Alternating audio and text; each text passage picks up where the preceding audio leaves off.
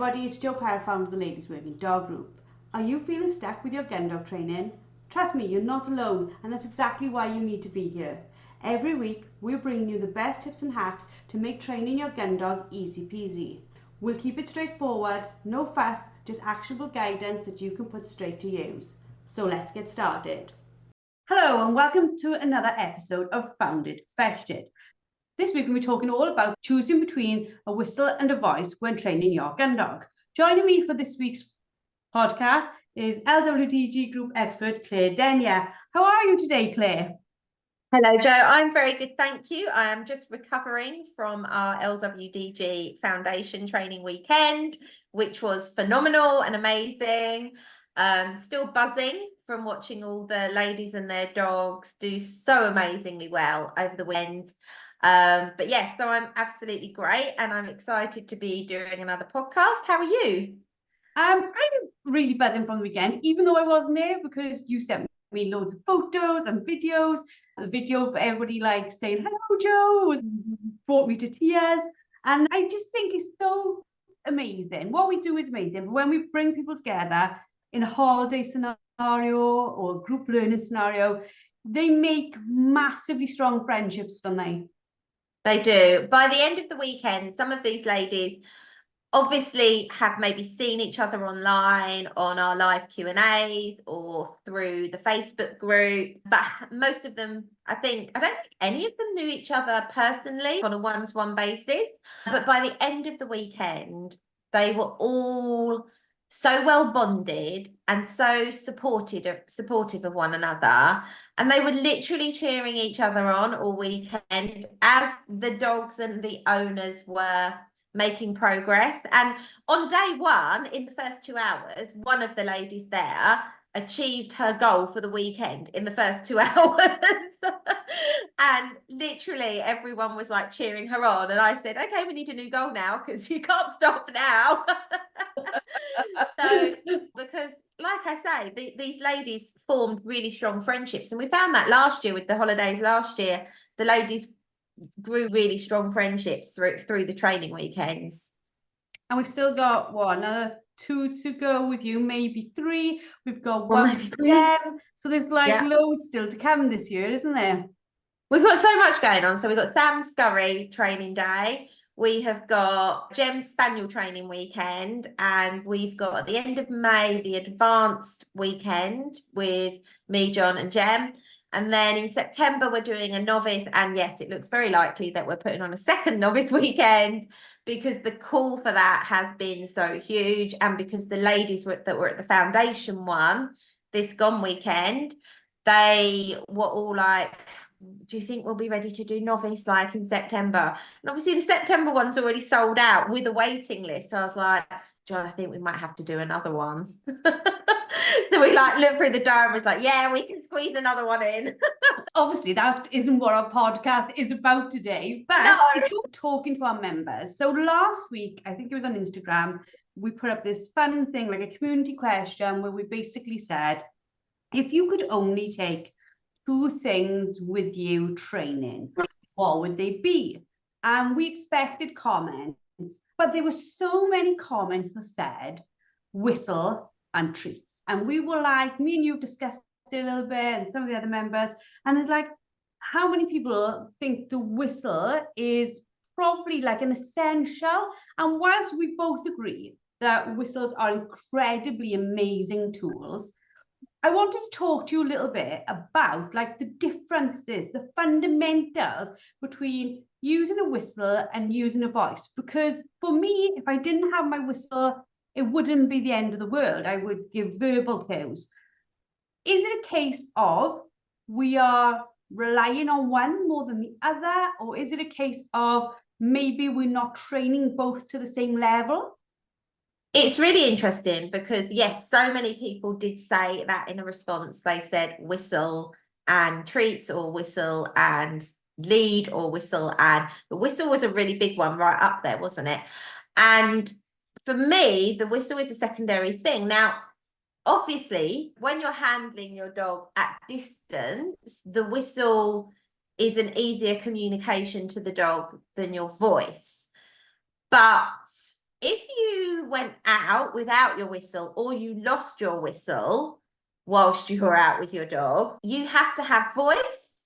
You have to have that because it happens like lanyard, snap, break. Maybe you just forget to take it out with you that day. So for me, a whistle is important for handling at distance, for giving the dog cues at distance, so commands at distance, like stop whistle or a hump whistle and things like that.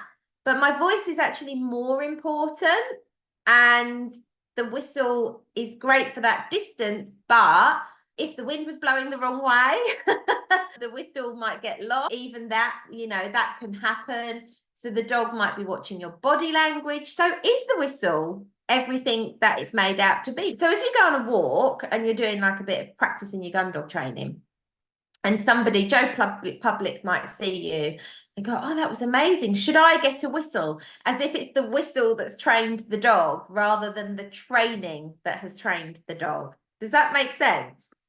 Yeah, because I put on there like a tennis ball and some poo bags, because to me, I need poo bags for the obvious reasons.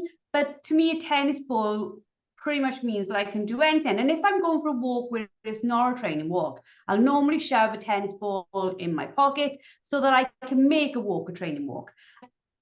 I didn't see pretty much the word dummy, and I was thinking, what are we whistling and rewarding for? Because if I know it was like a theoretical question, but it fascinated me. You know me and my love for anything to do with like how humans think, but it absolutely fascinated me that the whistle was there before the dummy. Yeah, and that the whistle is relied on just that much, because let's face it, how often when you go out for a walk with your dog, do you let your dog get that far away from you that you couldn't just recall them on the voice, or you couldn't just communicate with them with your voice and a bit of body language? Unless you're sending your dog out on a super long retrieve, your voice should be enough, actually, because your dog's not going to be that far away from you. Absolutely. And if I'm walking like just a normal walk, I will take my whistle, I'll put it around my neck out of habit more than anything. But I won't use that whistle very rarely on just like a normal walk. I'll have it with me that I think, okay, if anything, if for some reason they hit up a rabbit and for some reason the two of them took off, that I would have that extra strong reinforcement of back here, please. But otherwise, I do pretty much everything off my voice.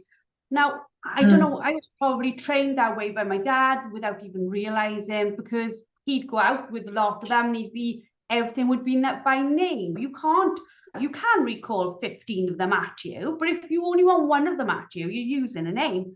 So I'm just wondering whether when we become, in our minds, we're going to become gun dog trainers, do we stop using our voice or losing the understanding of how powerful our voice can be as a training aid? So this is the thing, the voice is so super powerful, because with a whistle, especially the new Acme whistles where you can't blow them really hard because then they don't work. But when you use your voice, you use your tone of voice to communicate to your dog if you're happy with something or if you're not so happy with something. So what you just said then about your dog chasing something, you could do that still with your voice. Leave that, whatever your thing is, whether it's an at or leave that. And I was trying to think, when we said we were going to do this topic, I was trying to think if there's any commands that I use with my dogs on a whistle that I don't have a verbal for, and there isn't. I have a verbal stop whistle, which is stop. So that's that. I have a verbal turn, which is this way. I have a verbal recall, which is come. A verbal hunt, which is find it. So there's nothing that we are doing with a whistle that we can't do with a voice. And actually, when I'm working with beginner clients and their dogs have not been introduced to a whistle, we always teach the verbal command first and then we put the whistle in, for exactly the reason that if they forget their whistle or their dog's close, they're going to be using the verbal, not the whistle. So it doesn't make sense for the whistle to be the primary thing that you're communicating to your dog with. Obviously, then, as a side note to that, if you're getting into working tests, Everyone's using a whistle then because hollering at your dog across the field isn't done. But that's a different scenario to what we're talking about. We're talking about every day out with your dog. What's the most important thing? So for me, actually, the voice is the most important thing, because that's the thing where my tone of voice, the pitch of my voice, is the thing that really communicates to the dog whether what they're doing is right or wrong and what I need. For me, I've got to be honest, my preferred way of communicating is my voice, and I probably back it up with body language. If I'm asking for a left or a right, and then they should be looking at me for my next body cue. Now, I always laugh with everybody, and I wish I'd kept a video of it, but like Dad used to do this sort of crazy dance where he'd be like almost jumping up and down and doing like an old man's dance in a disco. So the dog was always having to watch and guess where he was going to have to go. He couldn't overread it, because just because my father's hand was moving to the left doesn't mean he wanted him to go to the left. So I like to use my body, and I like the dog to be watching me for what my next command is, because I almost think a little bit is the dog's not waiting to hear something, is it? No, this is the thing. I think we really have to remember that dogs are far more visual. They're taking far more notice of our body language than they're taking over what's coming out of our mouth. So an example about this, we talked about this at the weekend, actually. John was saying about the importance of your body language and your body posture when you're training your dog, and how the dogs are reading that. Because what you'll find is, if you were training the dog, and let's just say you were giving a direction of a left or a right, and you put the relevant arm out for that left or right signal, but you said the wrong word. I personally don't have a different word for left or right. Some people don't, I don't, because of what we're talking about, because the dog is reading my body language. If you said the wrong word, so if you did have a left and a right, but you got that muddled, but your body language was correct, the dog would follow the body language, not the voice. They would follow the body language. Just like the dogs, they follow where you're looking. So if you look to the left, the dog will look to the left. They take all of that in, and that should never be taken for granted or not thought through, because the dogs are so aware of our body language, our body posture, what we're saying with our body, far more so than what comes out of our mouth. What do you think are the challenges faced? Like, for some people, they've got a whistle, and again, you don't know what you don't know. You've only trained with the whistle. You haven't thought about the other things that we're chatting about now. What are the challenges faced by somebody who has only trained whistle or only trained voice? The disadvantages to only training with the whistle is, are you going to use your whistle around the house? If your dog lives in the home with you, you're probably not going to use your whistle around the house, or even in the back garden, come to that. That's a big disadvantage, because you're going to maybe not want to be blowing your whistle walking around your house or around your garden, or even when the dog's in super close proximity to you. It seems a little bit overkill, doesn't it? And also remember, the purpose of the whistle really is to be able to communicate with the dog at distance. So if you're overusing it, then I suppose you may run the risk of, like, the dogs get a bit bored of our voice, of the dog being, oh, it's the whistle again, oh, it's the whistle again. Equally, if you only train with the voice and you don't introduce the whistle, you are going to be slightly at a disadvantage if the wind is really against you, because the voice doesn't carry as well in those conditions as the whistle. So there's definitely disadvantages both ways, but it's just practical as well. It's what's practical. Like, when I've let my dog out in the garden, I don't want to have to be wearing my whistle around my neck if I've just eaten my dinner, because that will have fallen in my dinner, which is not great. But then when I go out to the garden, I don't want to have to be looking for my whistle just to get my dogs in from the garden. I want to be able to go out in the garden and say, Rose, come, or whoever I'm talking to. So it's thinking about it as the whole package, isn't it? Yeah, and I think as well, some of the times we may struggle is not a reliance on the whistle, that's not fair, but our voice communicates tone and how we are feeling very quickly. Yes. So saying a name, I don't know, saying Rex when you're like really calm, Rex, or Rex, or whatever it is, you can tell tiny nuances on what I'm saying tells them how you feel.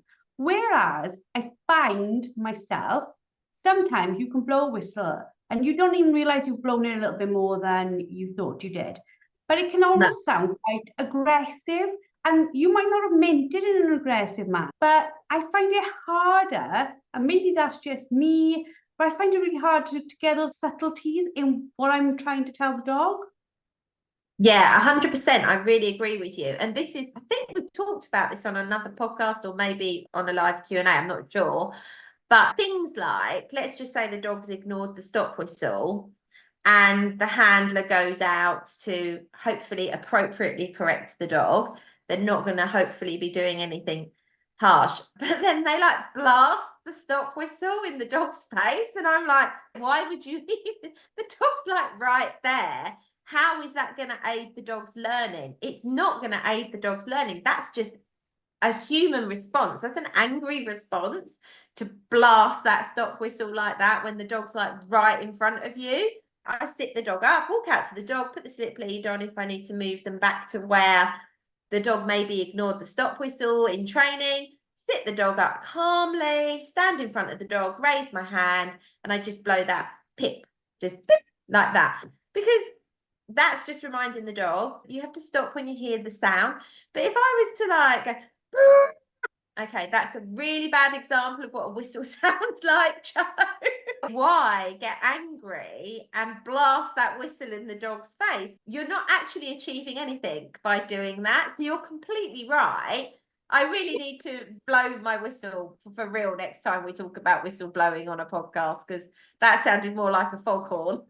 No, like you just said, you wouldn't go up to the dog and scream in his face. You wouldn't do that because you know that sounds wrong. Whereas I think with a whistle, it's sometimes easier to put a lot of force behind it, thinking that's the way you've got to do it, when to the dog, it's probably far worse than you shouting, sitting in their face. Yeah.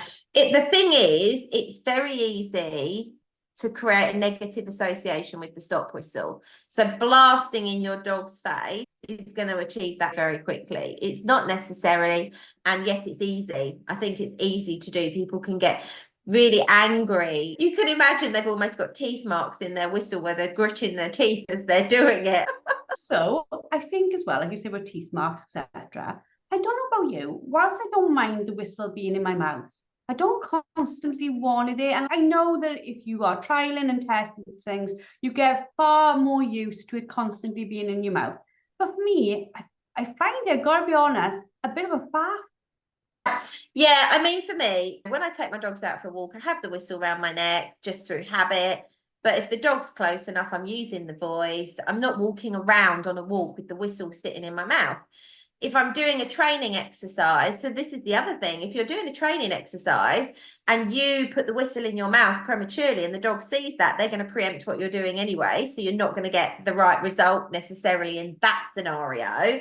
So no, you want your whistle to be handy. Unless you walk around with it in your mouth all the time, the dog's going to spot that, and that's going to become a precursor to, oh, they're going to stop me in a minute. So then you might see stickiness in the dog on the next retrieve because they're thinking they're going to stop me in a minute. So there's a lot of things where actually overuse of the whistle can be a negative thing.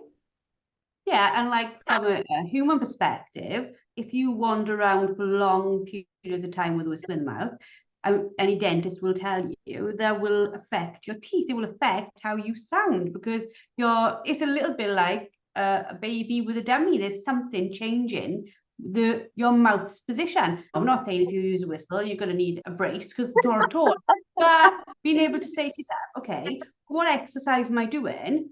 How am I giving them those cues? Being more intelligent in our thinking of going, okay, will these be given as verbal cues? Will these be given as body cues? Because the more things you practice, the far better trained your dog is going to be. The thing is, I 100% agree with you. And I think this comes down to, I think in my head, it's all about the relationship with the dog. The whistle isn't the relationship, the tone of voice, the body language, the reading the little nuances in your facial expressions, and the dog learning and bonding with you and seeing those things and learning what they mean creates a much deeper in my opinion, a much deeper relationship with the dog, built on that trust between dog and handler. The whistle has its place in the training and its need in the training, especially if you're trialing, doing working tests, working your dog at distance. Of course it does. But actually, to build that relationship with your dog, it's far more effective to do that using your voice, your body language, your facial expressions, and to build engagement with the dog through personal touches, which is what your voice is. When I'm praising my dog, I want my dog to understand that this tone of my voice means I'm really super happy with you. And if I just drop it a tad, so I might embarrass myself here, but when I'm praising my dogs, it's a good girl. If I then give a verbal correction, like the tone is very different, the dog understands that, but there's no raised voice, there's no blasting whistles at the dog. If you get into a habit of raising your voice, of shouting and blasting whistles, that's what it's going to take to communicate to your dog when they're getting it wrong. You're not going to be able to just discreetly go, because they're going to need far more than that, because that's what you have trained them to need. And this goes back as well to what you just said in there, which is also about praise. A lot of people say, oh, I have to take treats. Now, again, I'm not knocking treats. I take treats with me everywhere. But we've got to get the dog to not expect a type of reward. The treat is not always going to be food. The treat is not always going to be touch. The treat is not always going to be voice.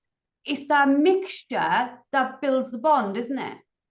100%. So the thing is, we know that when we're teaching a puppy or a very novice dog a new skill set, it's very often food is a very easy way of showing the dog through guiding and luring what it is we want.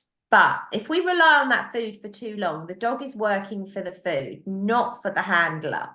So we have to get to a point where once the dog's learnt the thing, we've shown them and they understand it, we have to get to a point where you can start to phase out those treats to a point where you're quite happy that the dog is working for you. What I always say to handlers, if your dog prefers verbal praise over physical or physical over praise, get that bit in first before you give the food. So the dog gets used to the verbal praise or the physical praise being the precursor to the food, which they might really value, but you want the dog working for you, not the food. Then I'll move on to an intermittent schedule with the food reward.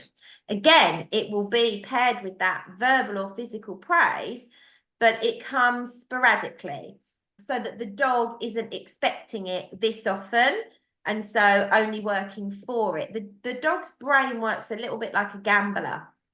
So once you move to that intermittent schedule, the dog will be going, it might be coming now, it might be coming now, but you will have already got to the point where the dog really values the verbal praise or the physical praise because you put that in before the food. So then you might be able to go, good girl or good boy, and the dog go, oh, like that, and that feels good because previously you've done that and then given the food. But you might now be able to do that 2 or 3 times and the dog go, oh, you're really happy with me. And then you give the food if you want to continue using food. The thing is, you don't want to ever stop rewarding the dog, but the reward shouldn't be reliant on food. I think I've explained that thoroughly enough. Yeah, and I can remember in university when I was studying psychology and they were explaining like everybody's heard of like Pavlov's, how they taught the dogs and the dogs salivated on a bell, etc. But when we looked at that more in the class and we were talking about it, I can remember our tutor saying to us, it's like things like opening a bar of chocolate. You get as excited opening, you haven't even ate the chocolate yet, so you haven't even got to the point of the reward, even like opening the wrapper, the smell, all those things that are connected with something can have as much of a reward, a pleasure reward within us as the thing itself. So it's what you're saying there. If you've got that like verbal praise, that touch, and then the food, all those things become as equally exciting to the dog. Yes, they all become a reward, all of them. Now, some dogs will have a preference on whether they prefer the physical or the voice, But we can, if we're careful with our timing and careful with how we do it, we can get dogs that even aren't really keen on physical touch to quite enjoy it by them pairing it with the food. So it's you get the physical touch, you get the food, you get the physical touch, you get the food. That dog may never value that physical touch as much as the food, but you're going to get it to enjoy it more. I use my voice so much in training for getting engagement with my dogs. We were actually doing this at the weekend with the ladies. I was talking to them about what engagement is. And so while we're on the subject of food, I was explaining to a couple of ladies who had been told to scatter food on the field, like to give their dogs enrichment. And I said the issue with that is your dog is not engaging with you, it's engaging with the floor. So they're trying to get eye contact, but the dog is hearing the praise and then looking at the floor. And when you saw the penny drop, it was like, oh, I can now see what's happening. So then we went to giving the praise and the handler giving the food. Look at me giving the food, look at me. Now, within no time at all, these dogs were no longer nose on the ground. They were head up. They were engaged with the handler. They were like, when are you providing the goods rather than the floor providing the goods? So you've got to be so careful with these things. You've got to be so mindful of what the outcome's going to be. So if you're trying to get your dog to engage with you more and you're then putting the reward in the ground, that's not engagement with you. That's not engagement with you. So it's being mindful. And the same goes with everything we're talking about, the whistle. It's thinking about what's the dog getting from this? What is the dog learning? And what we should be creating is dogs that have really strong, powerful bonds with their handlers, and want to work for the handler in partnership with the handler. And so it's looking at, well, what's the best way to create that and develop that? Some of the other things that people said, which I thought were fabulous, were things like, and I thought they were brilliant things to write, things like a sense of humour. That was mine. I said that. I said a dog and a sense of humour. And things like patience. And these are, again, they're great things, aren't they? Because all these bits that we're talking about, they all add up to a rounded owner/trainer. You need to have this tool belt, shall we say, that is built in your own mind, is built in equipment, is built in behavior. All those things coming together is what gives you the outcome you want. 100%. Look, listen, the thing is, if owners want to really achieve goals with their dogs, getting that engagement, getting that relationship going is so super important. All the things we've talked about, the tone of voice, all of those sort of things are all part and parcel of that. And a sense of humour is part of that. You've got to, if the moment your dog makes a mistake, your attitude is, oh, stupid dog, why did you do that? Or, oh, my training's rubbish, I haven't done it. You're going to be giving off a really negative vibe. Your dog's going to massively pick up on that. You're going to then feel a bit rubbish yourself as well because you feel down. Instead, it's much better to go, oops, that didn't go so well, did it? And think, how can I reset that exercise and set my dog up for success? Have a bit of a sense of humour about it and go, oh, I maybe didn't think that bit through very well. So having a sense of humour when you're training your dog, rather than getting frustrated or feeling like the dog's doing it to spite you, or they're stupid, or they're not doing it right, or whatever it is, it's much better to have a sense of humour, accept that something went wrong and reset so that the dog can then get it right, and that you and your dog don't fall out. Like I say to people sometimes when I'm working with them, if something's gone wrong and I can see that the owner feels really disheartened, I say to them, do this. I'll like give them something to do to fix the problem. And then I'll say to them, now go make up with your dog. Make up with your dog. Give them a kiss. Tell them you love them. Because I don't want people to hold on to what's gone wrong. I want them to recognise what's gone right. And this is the thing. We don't want to be reliant on food. We don't want to be reliant on tools to get, and when I say tools, I mean like things like whistles and leads and long lines. We want to have progress with the dog through relationship and engagement. And if we're always giving ourselves or the dogs a hard time when things go wrong, that's not going to happen. Yeah, absolutely. I'm always amazed when you look at like farmers and things, and they're like, they work with their sheepdogs. Okay, at certain points they use whistles because the dog's literally miles away. But they connection where they're like, they jump in the tractor, the dog jumps in the tractor. They are driving the jeep, the dog is on the back. They don't. You very rarely see them reach for a lead. It's just that connection that says, me and you are going everywhere together today. Yeah, that's relationship based on engagement through clear rules and boundaries, through giving clarity to the dog. All of this is part of it, and this is where the training system has gone so wrong over the last however many years, because people have become reliant on things instead of working on relationship. Somebody wrote, which made me laugh, a lanyard and a spare lanyard. That's very good, but you also, if you're taking the lanyard, you might as well take the whistle. Yeah, you might need a whistle on the end of the lanyard for sure. Somebody else wrote about one of the things they take is their sanity, and that made me laugh as well, because I was just like, yeah, very true. Because as we're talking about all this, like you just said, it's very easy. You can listen to this podcast two ways.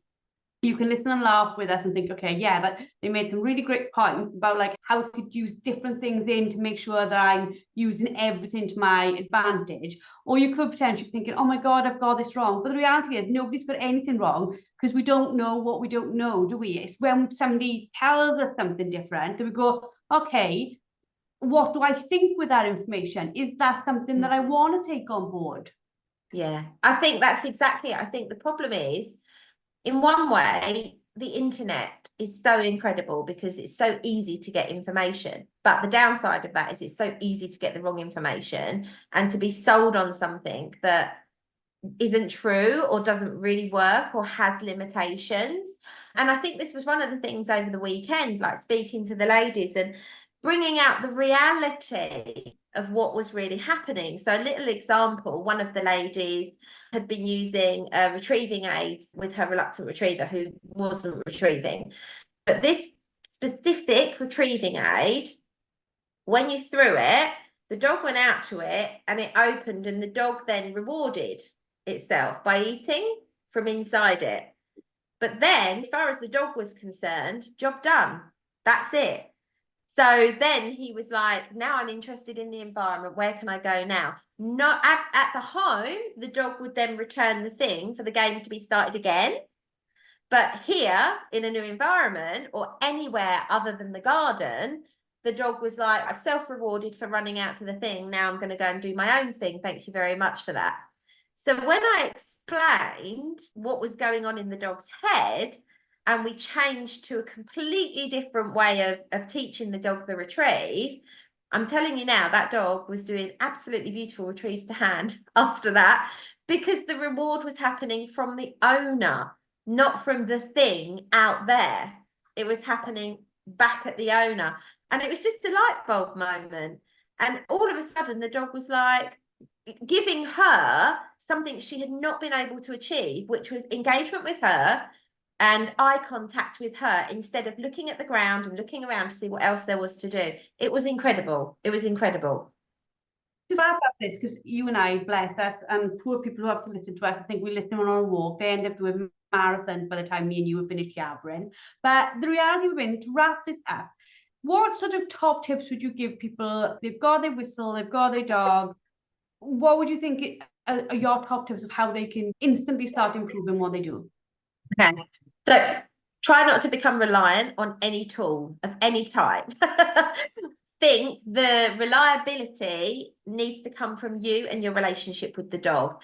Think about your tone of voice and your body language and how your dog responds to those things. And then keep things like your whistles for your long distance work and for when you need to use them, rather than thinking of them as the reason your dog does the thing. My biggest tip is you want your dog to be doing the thing because it values the relationship with you, not because of a other thing. That's a fantastic top tip to end with. And no doubt will be a quote somewhere on the LWDG before we know it. Thank you very much. Thank you very much for your time today, Claire. Thank you to our listeners for listening in with us, being part of it. Please, if you can, review us on whatever podcast player you're on. So many of you listen to us, but we want to get to so many more so that we can help people, male or female, with their dog training. The one fantastic thing about our podcast is that it is for everyone. So regardless of whether you are a LWDG member or not, you can make use of this fabulous podcast. I hope you've all enjoyed. Please let us know. Please send us emails. Please send us comments on our Instagram and on our Facebook. And we look forward to speaking to you all next week. That's it for today's episode. A massive thank you for tuning in. Don't forget to head over to the LWDG and sign up for our membership. Get access to expert-led training, a wonderfully supportive community, and the resources you need to become a confident and skilled gun dog trainer. Let's take this journey together, because no woman should have to train her gun dog alone. We'll see you all next week.